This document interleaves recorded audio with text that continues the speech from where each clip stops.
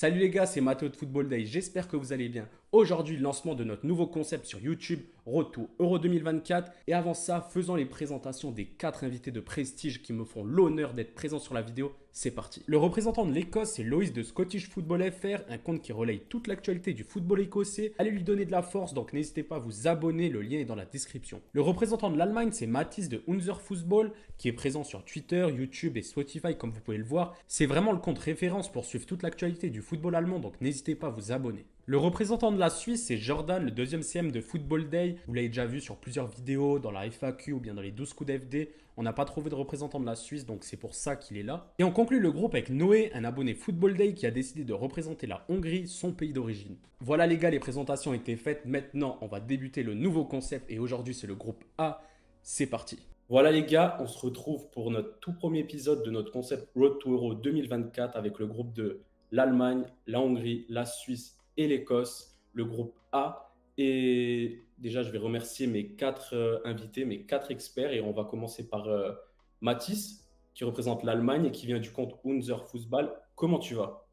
Eh ben, ça va très bien, merci. Et merci du coup pour l'invitation. Ben, merci à toi. Parle-moi un peu de ton lien avec ce que tu fais sur les réseaux avec ton compte. Moi, je suis très récent dans l'équipe Unser Fußball. Je fais pas encore énormément de contenu. J'ai essayé de proposer quelques jeux interactifs avec la communauté. Mais voilà, c'est surtout, on a un Discord où on peut bien parler du championnat ou du coup même même de l'équipe d'Allemagne. Et c'est assez intéressant de voir plusieurs points de vue, ouais. Bah, top, merci. Et on va passer à Noé qui représente la Hongrie, qui est un abonné Football Day et a décidé de représenter, il me semble, son pays d'origine. C'est ça, donc moi ça fait longtemps que je suis abonné à Football Day et c'est vrai que j'ai des liens particuliers avec la Hongrie car mes grands-parents étaient des immigrés hongrois en France voilà, qui ont fui le nazisme et j'ai toujours entendu parler de la Hongrie et toute mon enfance et je suis passionné de football et c'est vrai que cette équipe, mine de rien, m'a fait rêver à l'Euro 2021 car ils ont fait un très beau parcours. Et voilà, je suis toujours ce qu'ils font aux éliminatoires, aux matchs amicaux. Voilà, cette équipe m'intéresse et je pense être enfin, avoir le cran pour parler de cette équipe. Bah, du coup, merci pour ta présence et on va passer à Loïs qui est CM du compte Scottish FR. Oui, bonjour, bonsoir à toutes et à tous. Alors, je suis COCM, on est deux sur le compte, mais d'un commun accord avec ma collègue, c'est moi qui me fâte toutes les corvées médiatiques, on va dire, puisqu'elle, ça ne l'intéresse pas du tout. Donc, merci de l'invitation, ça fait très plaisir de venir parler de l'Écosse. Ben, merci. Et du coup, t'as des liens avec le pays ou c'est vraiment par kiff? Alors, j'ai aucun lien. Moi, si j'avais dû suivre les liens du sang, ça aurait dû être soit l'Italie, soit l'Arménie. Bon, bah, je ne suis aucun des deux. Je suis l'Écosse parce que je suis tombé amoureux de Heart of Midlothian, qui est un des deux clubs majeurs d'Édimbourg. Et en commençant à écrire dessus, notamment via Trick avec Romain Molina à l'époque, on a couvert un peu plus l'Écosse de manière très large. Et quand le site s'est terminé, on a lancé Scottish FR en 2016. Donc Elise me rejoint tout de suite après. Et on a suivi l'Écosse au sens large, donc la nation après à proprement parler. Donc bah, voilà, on a commencé à s'intéresser de plus près à tout ce qui se passait. Et on est tombé dans la bonne période après avoir bouffé pas mal, pas C'est mal vrai. notre pain noir. Donc bon, mais voilà. Merci du coup pour ta présence et on va passer à celui que vous connaissez déjà sur la chaîne, le deuxième CM Jordan, qui est notre super sub de luxe et qui remplace notre intervenant Voilà. suisse qui a eu un petit problème. Voilà, tu peux te présenter. Après, ils te connaissent un peu. Bah ouais, du coup, je suis déjà apparu sur quelques vidéos vu que je travaille avec toi sur Football Day, sur toute la partie YouTube. Donc, aucun lien avec la Suisse, mais bon, on les a suivis quand même depuis des années maintenant en compétition internationale. Donc, voilà, donc je remplace un peu un intervenant qui s'est désisté. Donc, je vais faire ce que je peux et j'ai quand même bien analysé l'équipe donc, pour avoir quelque chose de pertinent. Merci beaucoup. Et avant de commencer, on va passer au programme. Du coup, comme vous allez le voir tout au long du concept, du coup, Road to Euro 2024, ça va être, dans un premier temps, on va parler de la dynamique et des ambitions des pays. Après, on va passer aux attentes, des points forts, des points faibles. Pour finir sur les joueurs importants et potentiellement des cracks qui pourront être découverts sur ces vidéos. Et on terminera ça sur un classement général de ce groupe après les interventions de chaque expert. Et le côté fun, ça va être le quiz à la fin sur l'un des euros. Là, il y a les papiers. Du coup, ça va être sur les six derniers euros. J'en pioche un. Ça tombe par exemple sur l'euro 2020. bah, ça sera sur l'Euro 2020. Voilà. Et bon, fini de parler du programme, on peut partir. On va commencer, du coup, comme j'ai fait les présentations, par Mathis, représentant de l'Allemagne et de son compte Unser Fußball. Parle-nous un peu de l'Allemagne, de la dynamique des qualifications. Il y en a pas eu, donc on va parler des amicaux et de comment se présente l'équipe, même si on sait que les matchs amicaux ont été super difficiles, mis à part les 2 dernières victoires de la Mannschaft. Voilà, c'est ça. Donc, comme tu as dit, bah, les derniers amicaux, c'était une catastrophe. Donc, sur les 12 derniers matchs, il y a quand même seulement 4 victoires, 6 défaites et 2 nuls. Et dans les défaites, bah, on peut compter par exemple, avec tout le respect pour ces pays, la Colombie, l'Ukraine, même l'Autriche. Donc, ils sont quand même de bons pays, mais par rapport à l'Allemagne, doivent quand même être un peu inférieurs, on va dire. On a pu aussi relever certains comportements assez mauvais de certains joueurs, comme Leroy Sané qui avait été exclu face à l'Autriche pour un geste d'énervement. Mais voilà, du coup, l'Allemagne, heureusement, je pense, n'a pas eu du coup d'éliminatoire pour l'Euro, car je pense qu'on aurait pu voir un Euro sans l'Allemagne. Mais voilà, les 2 derniers matchs face à du coup deux belles équipes du foot, quand même, la France du coup et le Pays-Bas. Bon, on sait que la France n'était pas à un niveau comme on les connaît, mais voilà, ça reste quand même l'équipe de France. Ces 2 derniers matchs, on peut dire quand même, on rassurait et redonne une certaine hype autour de cette équipe allemande. Que ce soit du coup, la population allemande ou alors même du coup les supporters eux-mêmes bah, se sont un peu plus rapprochés de cette équipe, qu'on va dire, comme à l'époque. Parce que voilà, on sait que dernièrement, ces supporters s'étaient un peu détachés de l'équipe. On a pu voir aussi avec la Coupe du Monde au Qatar, qui était un fiasco total, que ce soit sportif ou même extra-sportif, du coup, avec tout ce qui était au niveau des droits de l'homme, etc. Et du coup, même du coup, bah voilà, cette disqualification au bout de 3 matchs. Donc voilà, l'équipe semble avoir du coup reconquis un minimum certains supporters. Là, par exemple, pour les 2 prochains matchs, on a pu voir la billetterie s'écouler très rapidement. Pour les 2 prochains matchs, du coup, juste avant l'Euro, l'Allemagne va affronter l'Écosse et l'Ukraine. Voilà, il va falloir confirmer. Ça sera juste une semaine avant, donc ça sera important de faire un plan de confiance et voilà, se lancer à la guerre avec ce qu'ils savent faire et voilà quoi. Moi, Et j'ai voilà. j'ai noté du coup qu'il y a eu quand même beaucoup de critiques sur Nagelsmann qui changeait énormément de dispositifs. Et moi, ça m'a quand même surpris le fait que l'Allemagne l'ait prolongé. C'est quelque chose qui était assez incohérent, je trouve. Mais comme tu as dit, il y a quand même ce petit retour de hype, etc. Et je pense que c'est pas anodin ce retour de Toni Kroos qui permet à l'Allemagne quand même d'avoir un autre visage sur ces matchs. Je ne sais pas ce que tu en penses, toi, de Nagelsmann, de ces changements de dispositifs fréquents. Donc voilà, j'attends ton expertise sur ça. Alors moi personnellement, je suis un très grand fan de Nagelsmann. Donc je suis pas un énorme supporter du Bayern, mais j'aimais quand même très bien ce qu'il proposait au Bayern. J'avais pas trop compris son licenciement, on va dire un peu plus tôt. Mais voilà, c'est comme s'il partait un peu de rien. Du coup, il doit tester, il doit prendre de nouveaux joueurs. Là, on a pu voir du coup 5 ou 6 nouveaux têtes, je crois, nouvelles têtes au dernier rassemblement. Donc c'est assez intéressant. On voit c'est une nouvelle dynamique en fait. Voilà, il part de zéro, il veut faire. Bon, il rappelle quand même par exemple Tony Kroos, qui est un des meilleurs milieux, dans l'histoire hein, pour moi du foot. Donc moi personnellement, je suis assez content qu'il continue. Voilà, il faut quand même. Certes, il y a l'Euro, mais après 2 ans plus tard, il y a une Coupe du Monde. Enfin, faut viser au plus loin, quoi. Si à chaque fois on prend un sélectionneur pour 6 mois, un an, bah on peut pas viser loin, quoi. Du coup, moi personnellement, je suis assez content. Là, voilà, comme j'ai dit, on a pu voir une bonne dynamique sur 2 derniers matchs. Voilà, on verra aux 2 prochains et on verra surtout du coup à l'Euro. Du coup, merci pour cette expertise. On va passer à Noé et l'Hongrie qui va nous parler de la Hongrie et cette phase de qualification. Et l'Hongrie n'a pas connu une seule défaite et encore plus, la Hongrie n'a pas perdu depuis 2022, qui était une défaite contre l'Italie à la Ligue des Nations. Donc, parlons un peu de la dynamique et de comment toi tu ressens cette équipe. C'est ça. Ben, moi, cette équipe, je la sens bien parce que lors des éliminatoires pour l'Euro, certes, ils n'avaient pas un groupe très difficile au niveau des équipes. C'est vrai que la Serbie, le Monténégro, et après, si je dis pas de bêtises, c'était deux équipes, c'était l'Albanie, il me semble, et enfin, deux autres équipes qui n'étaient pas vraiment des équipes de top niveau. Mais la Hongrie, quand même, a su garder le cap et se qualifier en enchaînant, il me semble, 5 victoires lors des éliminatoires. Et donc voilà, moi je le sens bien. Ils ont une équipe assez bien composée, c'est-à-dire qu'ils ont Will Orban, c'est-à-dire le défenseur central de Leipzig, qui voilà, c'est le genre de cadre qui fait du bien à une équipe.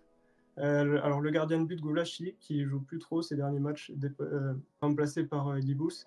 Et quelques jeunes voilà, qui sont là pour apporter un peu comment dire, de folie dans ce jeu, c'est-à-dire Soboslai, bien sûr, bon, je ne présente plus, et Kerkes, j'en parlerai à la fin, mais très jeune latéral gauche de cette équipe qui joue à Bournemouth. Donc voilà, pour moi, ce compromis entre jeunes un petit peu fougueux et expérience, ça peut faire de bonnes choses.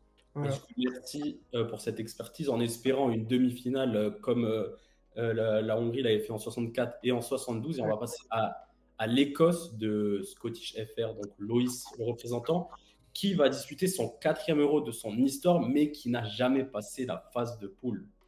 Non, non, jamais passé la phase de poule. Bah, l'Écosse en compétition internationale, de toute façon, hein, c'est un peu je t'aime moi non plus.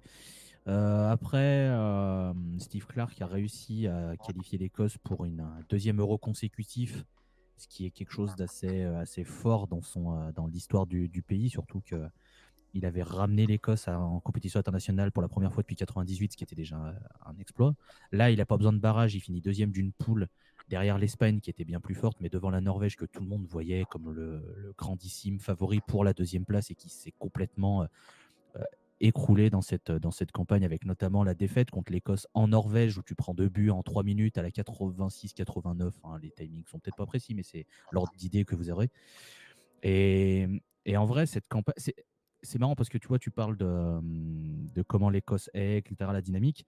Si tu me parles de la dynamique à la fin, tout pile des qualifications, tu as tout le pays qui dit que l'Écosse va aller gagner l'Euro, on est la meilleure équipe du monde, c'est génial, formidable, sortez les cotillons. Tu demandes maintenant, ça a bien calmé les ardeurs, les deux derniers amicaux, surtout la défaite contre l'Irlande du Nord. La défaite contre les Pays-Bas, à mon sens, est en trompe-l'œil, le score est en trompe-l'œil parce que les 60 premières minutes de l'équipe d'Écosse qui était titulaire et qui semblerait être l'équipe titulaire sauf blessure pour l'Euro, elle est vraiment excellente. Enfin, c'est vraiment une heure de jeu excellente. Ça tient tête aux Pays-Bas et ça doit être au moins à égalité, voire ça peut mener avec un peu plus de réussite. Les entrants n'apportent absolument rien et derrière les Pays-Bas déroulent et l'Écosse s'écroule complètement.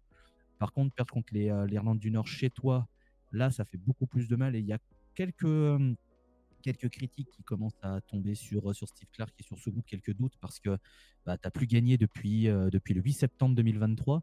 Donc, ça commence un peu à faire beaucoup. Néanmoins, il y a quand même quelque chose qui s'est créé autour de cette équipe dans la campagne de qualification.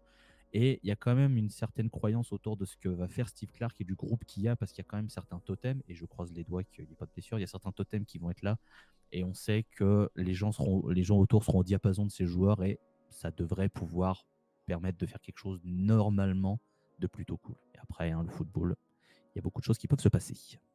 Surtout que l'Écosse a eu vraiment un gros test dans ses qualifs avec l'Espagne et ils les ont quand même battus une fois, qui est déjà une belle victoire pour l'Écosse et ils finissent deuxième, il me semble pas très très loin et avec seulement une seule défaite. Donc je pense qu'ils auront ce petit truc à jouer, faire les troubles fêtes contre les grosses nations et tout. Et pourquoi pas une finale contre l'Angleterre, ça serait incroyable, les voisins et tout ça. Donc, je pense que les Allemands, s'il y a une finale Écosse-Angleterre, il va falloir que les Allemands soient très solides sur leurs appuis parce qu'ils vont voir débarquer des hordes de supporters des deux pays. Ça peut être ou très festif ou très méchant parce que les deux pays ne peuvent pas se piffrer. Plus l'Écosse qui ne peut pas supporter l'Angleterre que l'Angleterre qui, elle, s'en fout un peu. Hein, c'est l'Angleterre de toute façon. Mais voilà, ce serait très drôle une finale Écosse-Angleterre. Après, bon, on en parlera plus tard, on fera un peu plus large, mais si déjà l'Écosse sort de la poule, ce sera déjà très très bien. Hein, attention. Je pense que l'objectif c'est ça, et ils peuvent clairement jouer, mais je ne grille pas toutes mes cartouches. On en reparlera de ça après, surtout que la poule est super ouverte et il y a La Suisse. La Suisse qui est un pays qui nous a vraiment tous surpris lors du dernier Euro avec cette élimination de l'équipe de France au tir au but. Jordan, tu peux nous parler un peu des ambitions de ce pays, la dynamique des qualifs qui ont quand même une certaine bonne dynamique ces derniers matchs. Ouais, alors, bah, il y a une manière de voir les qualifs. En fait, voir le classement et se dire, OK, ils sont passés, ils passent deuxième, finalement assez loin de la Roumanie. Ils ont perdu contre la Roumanie, qui est finalement une équipe aussi solide. Donc, pourquoi pas, mais, et donc, il n'y a qu'une seule défaite, c'est contre cette Roumanie, justement. Sauf qu'ils passent vraiment de justesse à être troisième et être barragiste avec Israël, qui avait, je crois qu'ils ont que un point d'avance, la Suisse. Donc, en fait, c'est passé presque à la limite parce que, OK, il n'y a qu'une seule défaite contre la Roumanie. Et en même temps, il y a 5 matchs nuls. Il y a un match nul contre toutes les équipes du groupe, sauf le Kosovo, qu'ils ont réussi à battre 2 fois. Donc, il y a quand même un vrai problème, alors qu'il y avait des équipes qui étaient largement.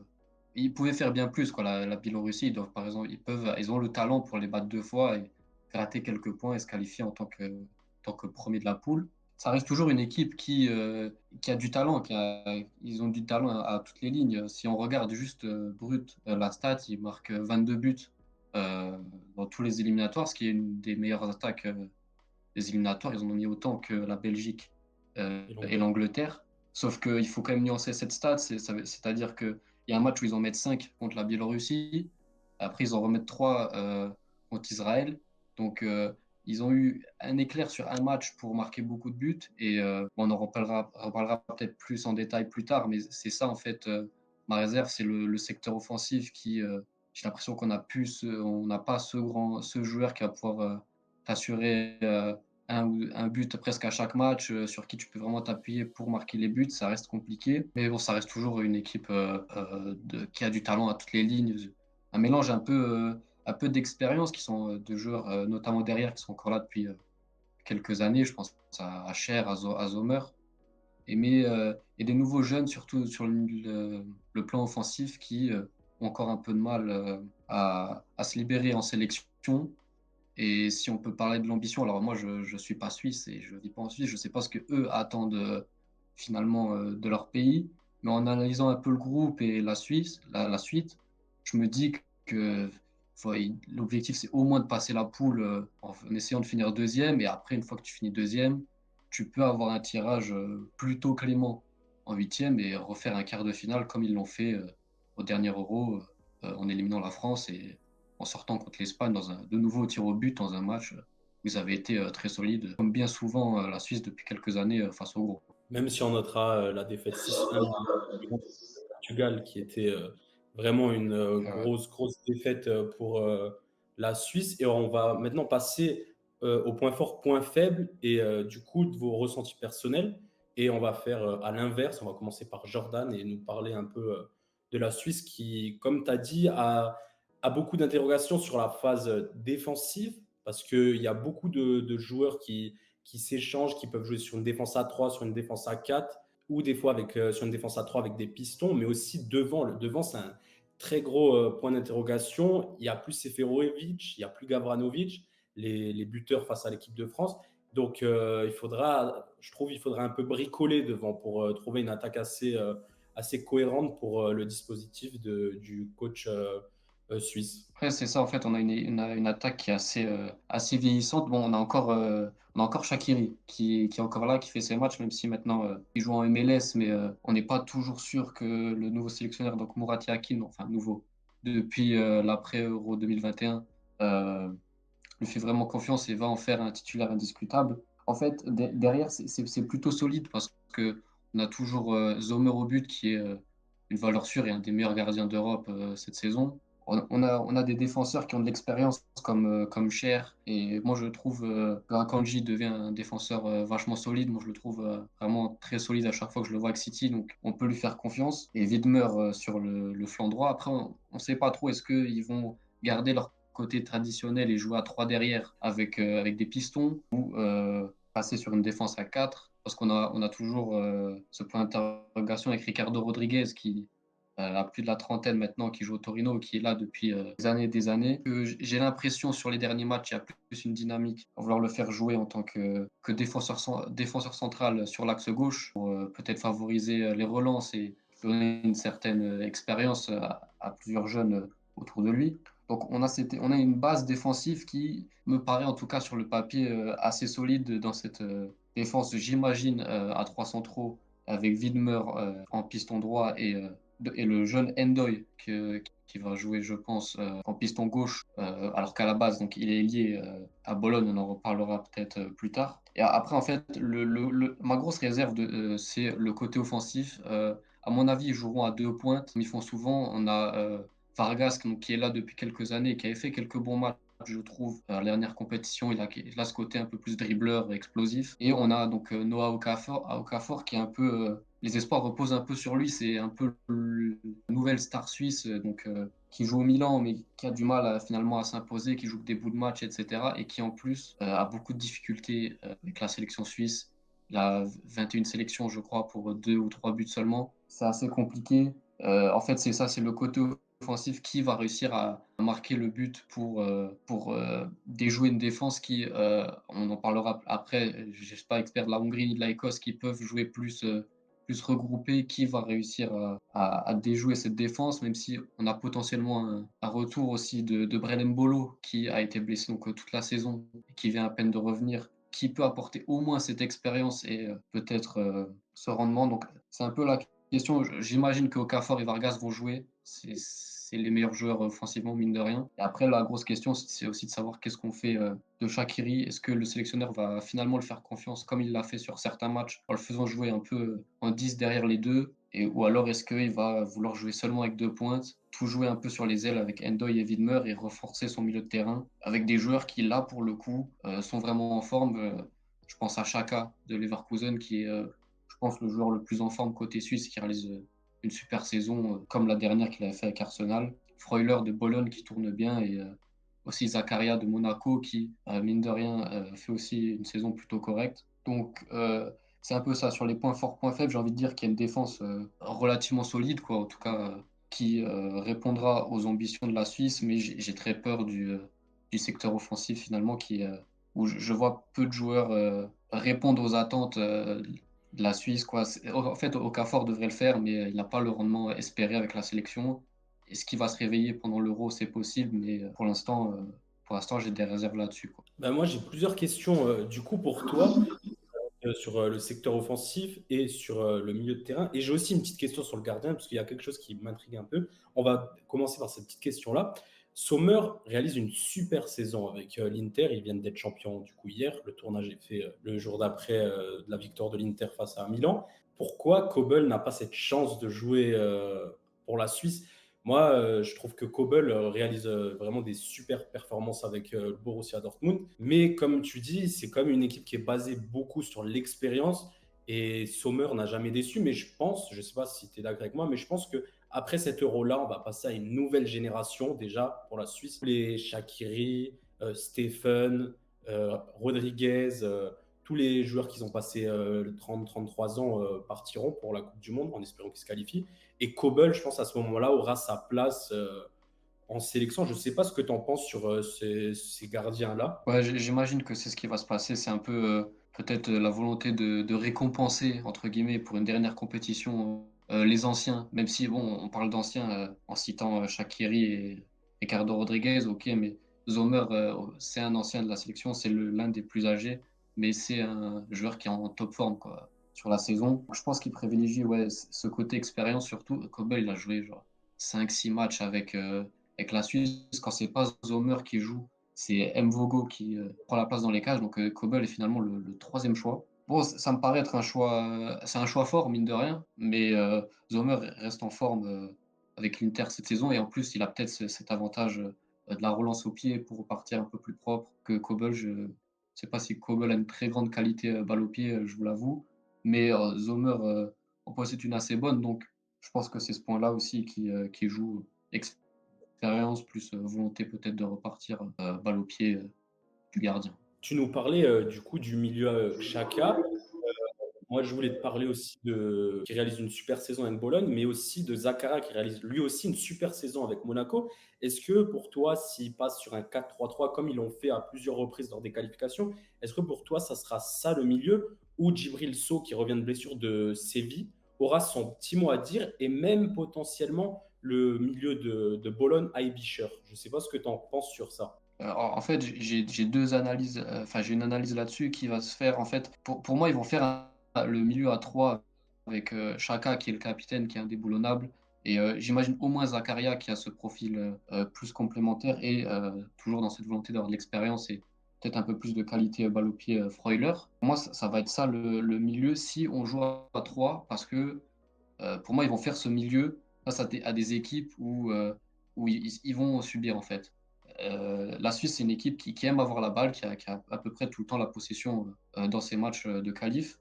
Mais je les imagine mal jouer, par exemple, face à l'Allemagne en enlevant un des trois et en mettant Abicher ou Shaqiri, Abicher qui a ce côté plus joueur offensif, etc. En fait, pour moi, à 3, les trois là seront indéboulonnables dans dans une volonté plus neutre, de ne pas vouloir trop concéder parce que Freuler et Xhaka vont pouvoir garder la balle, mais on n'a pas envie d'enlever un des trois pour mettre un joueur plus offensif et risquer de déséquilibrer l'équipe, surtout face aux gros. Donc j'imagine la compo type, en tout cas, ça partirait sûrement au début de match avec les trois milieux là. Et après, j'imagine au fur et à mesure du match, si maintenant le dernier match de poule, il faut absolument gagner, il faut absolument marquer pour passer, j'imagine qu'ils peuvent en enlever un. J'imagine Freuler et faire rentrer Shaqiri, Abicher comme tu as cité, ou encore pourquoi pas remodeler un peu l'équipe en faisant rentrer Stephen qui rentre souvent encore malgré son âge avancé pour apporter un côté plus offensif et essayer de marquer ce dernier but qui, comme je le répète, ça peut être compliqué de marquer plusieurs buts avec des attaquants qui sont, on va dire, en méforme ou en tout cas en méforme avec la sélection. Ah, ça marche du coup. Merci Jordi pour cette analyse qui est super intéressante, surtout que, comme dit, tu n'es pas du tout suisse, tu es juste là en super sub de luxe du coup pour remplacer notre représentant suisse. On va passer à l'Écosse, une équipe qui est basée énormément. Voilà, donc j'ai essayé de faire.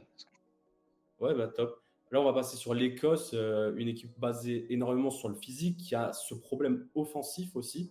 Même si chez Adams réalise une bonne saison, il y a quand même ce problème offensif et aussi ce problème de profondeur avec l'Écosse. Donc, Loïs, si tu veux te lancer sur les points forts, points faibles de l'Écosse et ton ressenti personnel sur l'équipe de Steven Clark. Steve Clark qui est là depuis 2019. Je vais attaquer sur le point faible parce que c'est comme ça que tu m'as lancé. Et en effet, c'est le problème de l'Écosse qui n'a pas d'attaquant tueur depuis je ne sais pas combien de temps. Ça fait un moment que c'est un problème pour cette sélection. Alors, ce qui me rassure un tout petit peu, c'est que Che Adams fait une très bonne fin de saison avec Southampton et enchaîne les buts. Donc, j'ai envie de croire qu'il va continuer cette forme et l'emmener jusqu'à l'Euro. Ce qui peut être un plus aussi sur ce point-là, c'est que, alors ça n'a pas été encore entériné, mais ça semblait bien parti, c'est que les squads soient à 26 joueurs au lieu de 23. Ça va être Donc, mis en place normalement. donc ça permettra à Steve Clark d'avoir un peu plus de profondeur et de rotation. Je sais qu'il y a le nom de Ryan Hardy qui joue à Plymouth, qui est un ancien des Rangers, qui fait une belle saison, qui était apparemment dans les tuyaux de peut-être une surprise. Alors, si tu as un squad élargi, ça peut être un nom que tu peux prendre, même si il jouera peut-être pas, mais ça pourra peut-être apporter un autre profil. Ce sera à voir. Mais oui, l'attaque, Lyndon Dykes, je l'aime bien, mais il faut pas lui demander d'utiliser ses pieds. Par contre, présent dans la surface, présent dos au but, ça, alors là, il est excellent. Par contre, il ne faut pas lui demander d'utiliser ses pieds.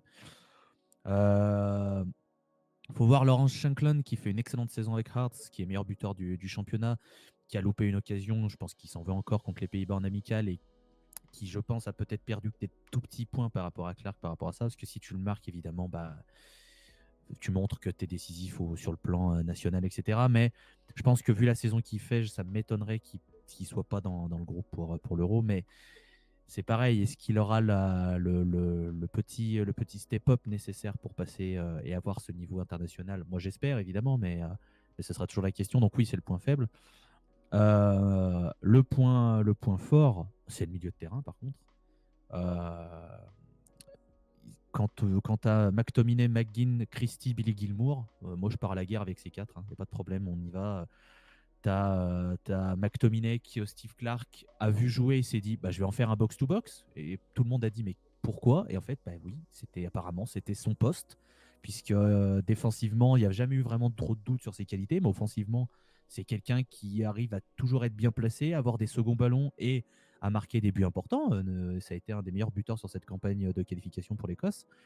Il y a John McGinn qui est pour moi l'âme de cette équipe au milieu et qui représente finalement un peu le côté, alors ça m'emmerde d'utiliser ce terme, mais le côté fighting spirit écossais qu'on veut nous ressortir à toutes les sauces, parce que bien que cette Écosse reste une équipe qui a un peu de physique, c'est pas non plus simplement ça essaye quand même de faire autre chose que du simple kick and rush et on attend.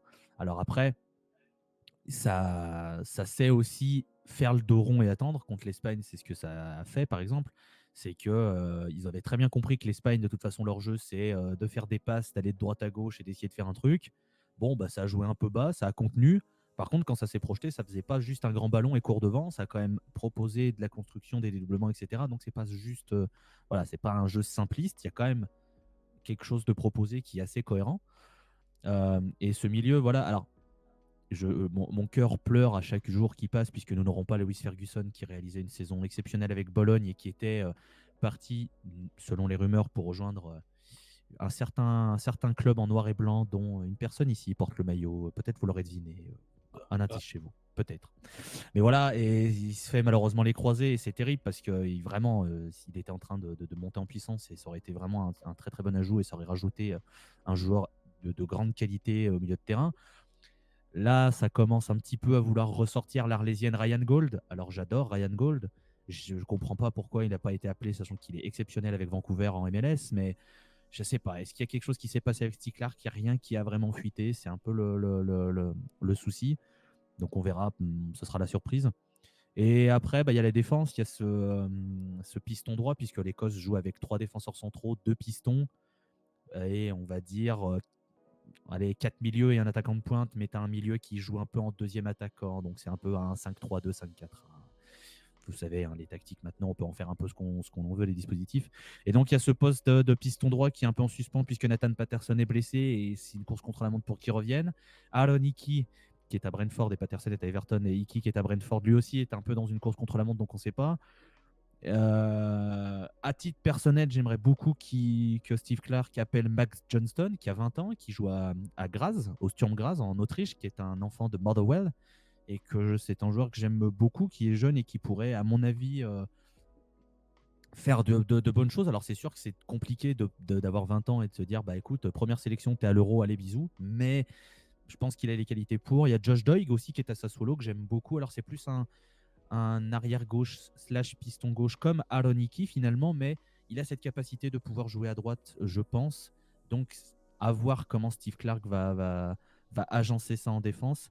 C'est vraiment le point où il va y avoir beaucoup de questionnements, puisque pour le reste, Andrew Robertson, Kieran Tierney, Jack Hendry, Ryan Porteous, Greg Taylor, ça va partir à l'Euro. Il y aura, à mon avis, il va prendre Anthony Ralston du Celtic à droite parce qu'il l'a déjà appelé et je ne suis pas un grand fan d'Anthony Ralston, mais malheureusement, il n'y a que ça. Ça m'emmerde, mais je ne suis pas le plus grand fan. Mais voilà, les blessures récentes font qu'il y a quand même des petits points d'interrogation et on pourrait avoir des noms sortis du chapeau, peut-être des surprises. Peut-être qu'Eliott Anderson va se dire que finalement, il va quand même accepter la sélection écossaise puisqu'il avait été appelé, puis il n'était pas venu soi-disant pour une blessure, mais c'était sorti dans la presse qu'en fait, il voulait bien être appelé par l'Angleterre, mais l'Angleterre, je ne pense pas qu'il l'appelle. Enfin, je pense pas, on verra. Donc, si jamais il veut revenir en Écosse, il est le bienvenu. Peut-être un Jacob Brown qui est à Luton, mais le peu qu'il a montré en sélection, je ne suis pas fan. Il y a Kevin Nisbet qui est à Millwall, qui revient de blessure tout juste. Ça m'étonnerait qu'il le prenne pour l'Euro, mais on n'est jamais à l'abri. Enfin voilà, il va y avoir des interrogations, ça va être intéressant. Et Steve Clark, j'aimerais pas être à sa place parce qu'il va y avoir des sacrés dilemmes à faire. Mais enfin, voilà. Bah, tu m'as un peu devancé sur la question que je voulais te poser. C'était sur ce poste de latéral gauche, du coup, parce qu'en soi, ça se joue avec 3 joueurs. Doig, du coup, de Sassuolo, Tierney et Robertson. Et tu m'as aussi devancé sur le fait que Doig, à Sassuolo, est polyvalent, il joue à gauche comme à droite. Donc, est-ce que ça serait pas lui la petite. Est-ce que ce serait pas lui qui aurait la petite carte à jouer à droite, prendre la place à Tierney et laisser du coup le capitaine Robertson à gauche? Je sais pas ce que tu en penses de jouer Ah, tout l'euro avec Doig à droite, si tu es serein avec ça. Après, déjà, pour partir sur le principe, Tierney, ça m'étonnerait qu'il joue piston droit. Son poste est plutôt à gauche de la défense à 3, derrière Robertson qui lui joue piston, puisque les deux combinent très très bien sur l'aile gauche. Donc pour moi, ça part là-dessus, c'est-à-dire Robertson en piston gauche et tu as Tierney en défenseur central gauche, si on peut dire ça comme ça, avec, je dirais, un Porteus vraiment au centre ou peut-être un Grand Hanley qui va nous ressortir. Je l'aime pas, mais bon, il aime bien. Bref. À droite, je pense que Josh Doig, pour moi, ça m'emmerde, mais je pense qu'il va mettre Anthony Ralston puisque c'est un habitué du poste et qu'il l'a déjà vu en sélection. Je pense que ça va partir là-dessus. Après, moi, je ne serais pas contre Josh Doig. C'est un joueur que j'ai toujours bien apprécié et il a été intelligent à suivre cette petite vague de joueurs écossais qui sont partis en Italie, puisque il y a Lewis Ferguson qui est à Bologne, lui est à Sassuolo, et Aaron Hickey, avant lui, était à Vérone, si je ne dis pas de bêtises. Je crois qu'il était à l'Hellas Vérone. C'est ça. Ou, Comme donc, Doig aussi, il était à comme Vérone. Doug. Ouais, alors du coup, Hickey était peut-être un autre club italien, je m'excuse, je confonds. Mais il était en tout cas parti en Italie. Et pour moi, c'est une très bonne chose que les jeunes joueurs écossais s'ouvrent à partir en Europe. Et c'est pour ça que j'ai envie aussi que Matt Johnston vienne, parce qu'il est parti, lui, en Autriche. Et je trouve que c'est un bon choix aussi d'aller partir dans un championnat qui est dans un style différent des championnats anglo-saxons, puisque pendant très longtemps, la carotte, c'était la première ligue. C'était de partir dans les divisions inférieures anglaises, puis d'essayer de grandir, etc. Maintenant, on voit par exemple, et je reprends l'exemple d'Aaron Hickey, que tu peux accéder à la première ligue sans forcément avoir le parcours de partir dans l'équipe U18 de n'importe quoi, de Liverpool, Arsenal, machin, puis de grandir les échelons. Ce qui me fait penser que je ne sais pas s'il est blessé ou pas, mais est-ce que et ça me ferait, j'aimerais beaucoup que ce soit le cas. Je ne sais pas s'il est encore blessé ou pas, mais que Steve Clark aille chercher Ben Doak de Liverpool pour jouer dans un rôle offensif. On sait qu'il a fait de très très bons matchs avec les équipes de jeunes de Liverpool, qu'il est très bien vu du côté du management de Jürgen Klopp, etc. C'est un joueur que moi j'en attends beaucoup. Donc moi ça me ferait plaisir qu'il le mette à l'Euro, peut-être pas forcément pour jouer beaucoup, mais pour lui dire on a vu, on te prend, on compte sur toi, voilà, tu vas découvrir ce que c'est l'Euro, tu rentreras peut-être en fin de match, essayer de mettre un peu de vista, etc. Mais ce serait intéressant que Steve Clark tente quelque chose. C'est ce qui lui est un petit peu parfois reproché, c'est un côté trop frileux et trop campé sur ses idées, où parfois il faudrait qu'il prenne un peu plus de risques et qu'il tente un petit peu plus des choses. C'est sur ça que Steve Clark devrait être un petit peu meilleur selon moi. Mais bon, après, je ne suis pas coach, hein, je ne suis qu'intervenant. Bah, merci beaucoup du coup et en espérant, c'est pas un jour que tu deviennes sélectionneur de l'Écosse, On ne maybe. sait jamais. Hein. On va passer à la Hongrie avec Noé et on va parler de ce système à 3 avec une nation qui encaisse très peu et qui permet à Szoboszlai du coup de jouer un cran un peu plus haut qu'il joue à Liverpool. Donc parle-moi un peu des points forts, des points faibles et de ton ressenti sur l'Hongrie. C'est ça. Ben, en fait, la Hongrie, il y a quand même, on va pas se mentir, on n'est pas les favoris du groupe. On est très loin d'être les favoris. On est plutôt même comment dire, ceux qui sont vus pour être les derniers du groupe. Parce qu'on a un très très gros point faible, c'est qu'on a très très peu de joueurs expérimentés. Quand on regarde l'effectif hongrois, il n'y a que 5 ou 6 joueurs qui jouent dans les 5 grands championnats. Donc on a Schaefer, Szoboszlai, Salai, Orban, Gulashi et Kerkez. Sinon, le reste, ça ne joue pas dans les 5 grands championnats. Donc ça, c'est un très, très gros point faible pour la Hongrie. Par contre, la Hongrie, et on l'a vu lors de l'Euro 2021, enfin 2020, mais voilà, 2021, ils ont quand même une mentalité, mais j'ai rarement vu ça. Je dis pas ça parce que voilà, je suis d'origine hongroise, etc. Mais une mentalité de guerrier. C'est-à-dire que dans leur groupe, il y avait l'Allemagne, le Portugal et la France. Oui, c'est à l'Euro, oui, c'est ça. Et ils ont terminé, si je ne me dis pas de bêtises, 3e ou 4e du groupe, avec 2 points certes, mais ils auraient pu faire beaucoup mieux. Et on se rappelle qu'ils ont perdu le match contre ils ont fait match nul contre l'Allemagne, mais ça s'est joué de peu. lors de l'Euro. Et là, ce groupe, bah, ça m'inspire confiance parce qu'on n'a pas de très très grosses nations.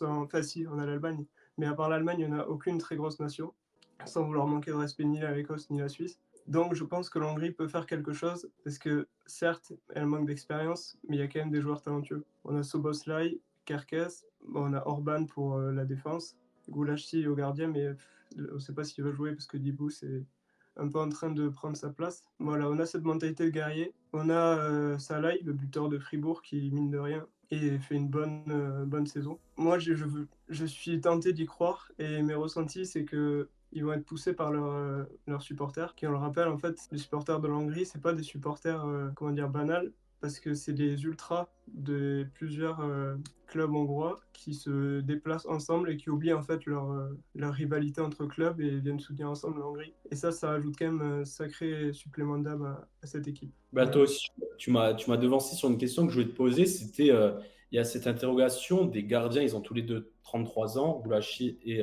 Dibous. Et du coup, pour toi, ça partirait plus sur Dibous vu qu'il a joué les derniers matchs et Ouais. que Goulashi ne joue plus beaucoup avec Leipzig. C'est ça. Pour moi, ça partirait sur Dibous. Parce que, comme tu dis, Golassi ne joue plus beaucoup avec Leipzig. Et Dibous, sur les derniers matchs en sélection, c'est lui qui a joué. Je crois que sur les éliminatoires, Goulashi, il a joué qu'un seul match ou deux, enfin très peu quoi. Et même lors des amicaux, Dibous, c'est lui qui a toujours pris le devant. Donc concernant les gardiens, ça devrait être lui pour moi. Après voilà, je suis pas coach, mais je le vois comme ça. Ça marche du coup une nation qui misera sûrement beaucoup sur ce boss-là, qui C'est sera ça. sûrement le joueur qui devra briller pour une sélection. Et on va passer à, on va pas se le cacher, la nation favorite de ce groupe, mais une nation qui a beaucoup d'interrogations. Et de ce que j'ai noté, c'est de l'interrogation défensive, au milieu de terrain et offensive. Il y a ce problème de numéro 9. On ne sait pas qui va jouer numéro 9. On parle beaucoup de Fulgrook, mais on sait que Havertz peut aussi jouer à ce poste-là, qui va accompagner Rudiger derrière. Et le milieu de terrain, c'est aussi assez flou. Et il y a aussi ce petit problème du numéro 10 avec Wirtz qui explose, avec Musiala qui est au top de sa forme. Du coup, parle-moi un peu des points forts, des points faibles et de ton ressenti personnel de l'Allemagne. Avant, j'ai dit la Mannschaft, je sais qu'on ne dit plus la Mannschaft, du coup, de la sélection allemande. Alors voilà, bah, pour en revenir par rapport au poste de numéro 9, du coup, comme tu as dit, c'est vrai, voilà, il y a un peu une interrogation. Voilà, Fulkrug, bon, on sait que voilà, c'est un pur neuf de métier, mais est-ce qu'il a vraiment le niveau international et pouvoir performer dans des compétitions comme l'Euro? Voilà, ça c'est un peu un point d'interrogation. Après, du coup, il y a Kai Havertz, mais voilà, en tant que neuf en Allemagne, il a jamais vraiment montré de grandes choses. Parce que voilà, c'est pas un numéro 9 de métier. Mais là, voilà, depuis peu, bah, il y a une nouvelle option encore. Il y a du coup Undav, le jeune Allemand, qui peut, pourquoi pas, être une nouvelle option qui n'a encore jamais été testée, sauf en fin de match, je crois, face à l'équipe de France. Mais voilà, enfin, très, très peu de minutes, donc on n'a pas pu voir son potentiel. Mais c'est un très bon joueur, il fait une très bonne saison à Stuttgart. Et maintenant, il faut voir s'il peut rentrer dans le collectif de l'Allemagne. Après, on va dire, on va aussi revenir sur les points forts du coup. Bah voilà, il y a l'attaque pour moi qui a un énorme point fort, on va dire, avec Wirtz et Musiala. Bon, même s'il n'y a pas du coup un vrai neuf de métier, il y a quand même le duo qui brille en ce moment, Wirtz-Musiala. Du coup, Wirtz qui est pour moi en ce moment un des meilleurs jeunes, tout simplement. Il nous montre tout simplement une saison juste fantastique. Encore la semaine dernière où il rentre face à Brême pour le match du titre et il met un triplé. Et voilà, et à côté de lui, il y a Musiala qui lui aussi arrive à sortir des situations très compliquées, très bonne finition, très bon passeur. Wirtz, c'est plus je crois que c'est 11 passes décisives et 11 buts en championnat, donc c'est un très bon ratio. Donc voilà, on sait que Wirtz peut finir comme créé et Musiala aussi. Derrière eux, du coup, on a un milieu de terrain aussi bah, très, très bon, je pense. Un peu plus défensif, on a bah, Hendrich, qui est aussi qui n'a pas été énormément vu du coup en sélection, qui a pu être caché par des plus gros stars comme Goretzka ou même Kimmich. Mais là, voilà, on a pu voir qu'il a fait le taf face à l'équipe de France et aux Pays-Bas et qu'il fait un très bon travail à Leverkusen. Il est très puissant. Et du coup, à côté de lui, bah, on a le retour de Tony Kroos, toujours qui amène il amène une vraie sérénité au milieu. Enfin, c'est fou ce qu'il arrive à proposer. Les passes qu'il propose, c'est toujours fait avec une sérénité dingue. Au niveau de la défense, voilà, pour moi, c'est un peu là que ça peut pêcher, on va dire, sur les latéraux, parce qu'au niveau des centraux, on a deux gars incroyables. Donc, Jonathan Tah, du coup, défenseur au Leverkusen, et du coup, Rudiger, qui est, je pense, un des meilleurs centraux en Europe cette saison. On a encore pu voir face à City la semaine dernière le match qu'il a pu réaliser, même sur la double confrontation. Enfin, c'est très fort. C'est vraiment deux armoires, hein. Il y a rien qui bouge avec eux. Mais voilà, là, le point d'interrogation, c'est sur les latéraux. Du coup, à droite, il y a Kimmich qui a été redescendu pour les deux dernières confrontations, qui a fait quand même deux bons matchs. Donc voilà, c'est un profil un peu plus défensif que par exemple Hendrich, qui lui, a un profil un peu plus qui va monter. Et du coup, de l'autre côté, eh ben, on a Raum ou alors Mittelstadt. Du coup, Mittelstadt qui est un gars de Stuttgart qui lui aussi a fait ses premières minutes face à la France et qui a même marqué du coup face aux Pays-Bas et qui pour moi est un très bon joueur, un très bon latéral. Malheureusement, bah là, il n'a pas encore du coup les Raum ou Mittelstadt du coup n'ont pas encore cette expérience du coup qui parfois peut un peu du coup montrer une certaine faiblesse. Par exemple, sur le premier but du Pays-Bas, là, au dernier match, il y a eu une erreur défensive et derrière, du coup, l'Allemagne se prend le but. Mais derrière, voilà, on a su voir une équipe qui est directement retournée de l'avant, qui avait des ambitions et qui allait chercher ce but et par la suite une victoire. Donc voilà pour moi au niveau des points forts. Et après, on peut quand même conclure pour les points forts, je pense, les gardiens de but. L'Allemagne, je pense, est une des nations avec le plus de potentiel dans les buts. Quand on a Neuer, Ter Stegen en gardien, c'est quand même pas mal. Après, on va voir maintenant lequel il va choisir entre les deux. Ça partirait du coup pour Neuer, mais bon, pour moi, Ter Stegen le mériterait tout autant, voire même plus sur cette saison. D'ailleurs, qui avait été blessé, n'avait pas montré énormément. Et puis même derrière, il y a Kevin Trapp ou alors même Leno qui sont aussi de très bons gardiens. Du coup, si Kimmich passerait défenseur droit comme les deux derniers matchs de l'Allemagne, je pense que le milieu, ça sera Gundogan avec Kroos, mais qui pour l'accompagner? Est-ce qu'on mettrait plus un profil comme Goretzka ou Hendrik, comme tu as dit? Est-ce qu'il y a quelqu'un d'autre qui aurait son mot à dire? Je ne sais pas si pourrait être pris ou même Nmecha de Dortmund, je ne sais pas. Si c'est un milieu à 3 et Kimmich est redescendu en latéral droit, quelle option serait à côté du duo Gundogan qui est assez décevant quand même en sélection, aux côtés de celui qui a fait son retour, Tony Kroos. Alors bah pour moi du coup si Kimmich bah bon je pense que Kimmich a été voilà prévu c'est comme ça pour l'Euro il sera en défenseur droit. Pour moi Hendrich le mérite complètement. Après faut voir si au prochain rassemblement il va convoquer Goretzka ou non. Mais à côté d'un Hendrich je pense Kroos et devant oui Gundogan même si mais je pense qu'ils vont rester sur ce milieu à 3. Gundogan est on va dire un peu décevant. Est décevant parce que voilà, on connaît les capacités qu'il a, on sait qu'il peut faire bien mieux. Voilà, après il y aura aussi, il faudra penser au retour de Leroy Sané, du coup, qui va purger sa suspension et du coup qui est dans les plans de Nagelsmann.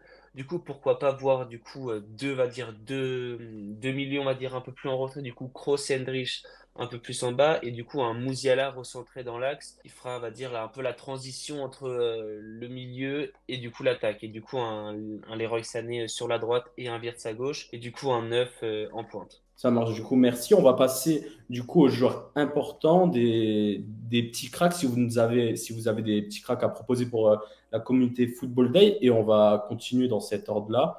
Du coup, on va demander de nouveau à Mathis, comme ça on terminera à l'inverse. Qui sont les trois joueurs sur qui l'Allemagne devra compter? On sait qu'on a parlé de Kroos, on a parlé aussi de Neuer. Et il y a aussi Muller qui sera sûrement présent et qui sera le patron dans le vestiaire. Du coup, pour toi, c'est qui ces trois joueurs importants que l'Allemagne devra avoir dans son vestiaire et sur le terrain? Niveau vestiaire et du coup aussi sur le terrain en même temps, qui fera les deux, je pense que ce sera Toni Kroos. Donc c'est bien d'avoir de l'expérience dans le vestiaire, mais c'est aussi bien d'en avoir sur le terrain. Lui, je pense que c'est le joueur parfait pour faire les deux. Après voilà, comme tu as dit, je pense Thomas Müller, ça c'est le patron, il a tout gagné, il a tout vécu dans le football, donc je pense dans le vestiaire, il aura une très bonne mentalité. Même on a pu voir avec le Bayern récemment de très bons comportements. On sent qu'il remotive les troupes dans un match. Et c'est assez intéressant d'avoir un profil comme ça. Et puis même en fin de match, voilà, on connaît le talent et les capacités de Thomas Müller. On sait, voilà, il peut rentrer et faire une différence sur une passe que seul lui a vue. Et voilà, et derrière, il offre la victoire. Après, voilà, quand on parle de top player et que voilà, on est dans une nouvelle dynamisme, on est obligé du coup encore une fois de parler, je pense, de Musiala et Wirtz. C'est des joueurs qui font des choses que peu de joueurs n'avaient pas fait récemment, je trouve. Surtout, moi, je suis encore plus impressionné par Wirtz du coup, voilà, qui a eu malheureusement il y a 2 ans maintenant cette blessure au genou qu'il avait stoppé et là son retour en forme est juste incroyable hein. Il vient en plus gagner du coup sa première Bundesliga, sans doute sa première Coupe d'Allemagne et pourquoi pas du coup la Ligue Europa. Mais voilà, c'est fou et comme on a pu voir du moins enfin, aux 2 premiers matchs, Nagelsmann a réussi, on va dire, à les associer parce que ça, c'était un peu un point d'interrogation. Hein. Ces 2 joueurs, on va dire, bon, pas tout à fait, mais un peu du même type quand même, qui proposent un jeu assez technique on va dire très, très joli à voir. Mais quand tu as 2 joueurs comme ça dans une équipe, c'est assez compliqué. Et du coup, euh, et du coup, voilà, Nagelsmann on a l'impression qu'il a su faire, le bon boulot pour les mettre ensemble. Et du coup, voilà, on verra par la suite. Et après, voilà, moi, je voulais quand même aussi souligner du coup le retour de Toni Kroos, hein, qui est comme un retour de roi, on va dire, qui fait beaucoup de bien, je pense, dans les cœurs allemands. C'est un joueur qui a toujours été apprécié par la communauté allemande. Là, ces 2 derniers matchs, il a confirmé. Il a une sorte de, comme s'il était un peu le capitaine sur le terrain, même si c'est Gundogan qui porte le brassard. Voilà, c'est un des meilleurs passeurs de l'histoire du foot. Et voilà, et cette année, encore une fois, c'est du très fort. Hein. Il a été titulaire 29 fois déjà cette saison sur 40 matchs, c'est énorme.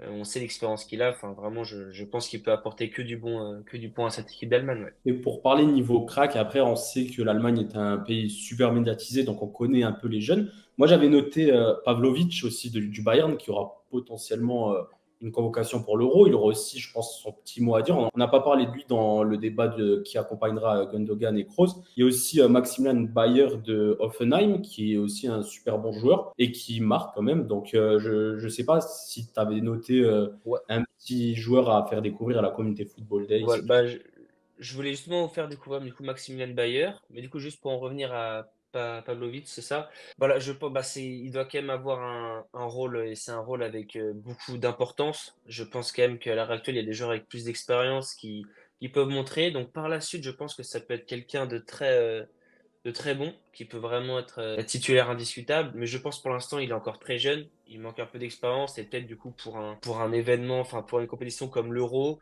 je le vois mal du moins être titulaire en entrée de match. Après, pourquoi pas, par exemple, dans un troisième match de poule, si l'Allemagne est déjà qualifiée, pourquoi pas le faire rentrer, quelque chose comme ça. Après, du coup, pour en venir à Maximilian Bayer, du coup, oui, voilà, c'est un jeune de 21 ans du coup, qui à Offenheim, enfin, qui a fait ses classes foot à Offenheim et qui était parti en prêt à Hanovre. Et là, du coup, il est revenu cette saison au Offenheim. Du coup, c'est un attaquant, donc il est tout simplement en feu hein, depuis son retour de prêt. Et là, il a été élu tout récemment rookie du mois de mars. Donc, c'est quand même très bon hein, quand on sait tous les jeunes qu'il y a en Bundesliga, c'est-à-dire qu'il sort du lot. Donc, c'est assez intéressant. Donc, il est déjà à 13 buts en 29 matchs et il a été quand même 25 fois titulaire. Donc, ça montre quand même l'importance qu'il porte. Il a eu sa première sélection au dernier rassemblement avec l'Allemagne. Bon, il a effectué 0 minute, mais voilà, on sait qu'il peut apporter beaucoup. Voilà, personnellement, j'ai eu la chance du coup de le voir jouer. Voilà, il court énormément, il est très rapide, il est très percutant, il a une très bonne finition et il est très technique aussi. C'est-à-dire qu'on ne sait pas vraiment sur quel pied il peut repartir. Il va de partout et c'est vraiment un joueur qui peut mettre en difficulté les défenseurs. Ben, du coup, merci pour ton analyse. On va passer à l'Hongrie et on en a un peu déjà parlé des tauliers, des points importants, Orban, Soloy ou encore Szoboszlai. Du coup, pour toi, sur qui la Hongrie devra vraiment miser? Qui sera les 3 joueurs importants? Et si tu as un petit crack à nous proposer, je sais que tu as déjà cité le nom de Kerkez. qui sera super Ouais, intéressant. Donc voilà, je te laisse faire ton boulot. c'est ça. Mais pour moi, la Hongrie, il n'y a pas de secret. Déjà, elle va miser beaucoup sur Dominic Szoboszlai. On va plus le présenter, voilà, le milieu offensif de Liverpool, qui, on le rappelle, a quand même qualifié c'est pas rien, qui a qualifié la Hongrie pour l'Euro 2021, avec son but face à l'Islande à la dernière minute. Enfin, il aime beaucoup là-bas, là, Szoboszlai. Et c'est vrai qu'il y a beaucoup, beaucoup d'attentes sur lui, mais comme tu as dit tout à l'heure, ce n'est pas le seul. C'est-à-dire qu'il y a Orban aussi, défenseur central, voilà, c'est lui qui va tenir. C'est lui qui a le plus d'expérience dans cette équipe. Mais on a quand même aussi le petit crack de Bournemouth, Miloš Kerkez. C'est vrai que moi, particulièrement, j'attends beaucoup de lui. Parce que c'est un latéral gauche très offensif, dribbleur. Enfin, c'est le genre de joueur que j'aime en fait. Et je me dis qu'il peut vraiment apporter quelque chose à cette équipe. Que tout à l'heure, quand j'ai parlé du talent et de l'expérience, ben, quand j'ai parlé talent, je pensais à lui et à Szoboszlai.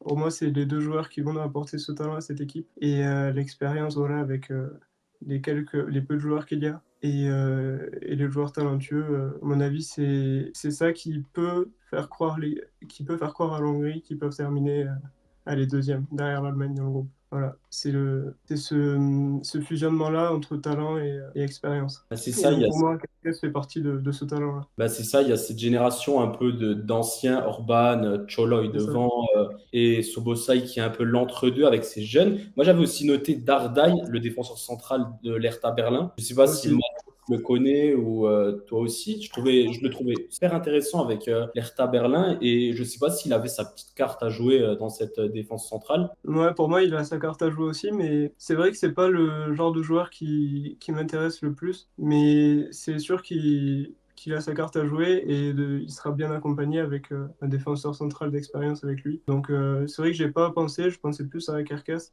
qui à mon avis va se faire découvrir à l'Euro, mais Narnaï aussi. C'est possible qu'il se fasse découvrir. Et avec lui, voilà, il a quand même un central d'expérience, voilà.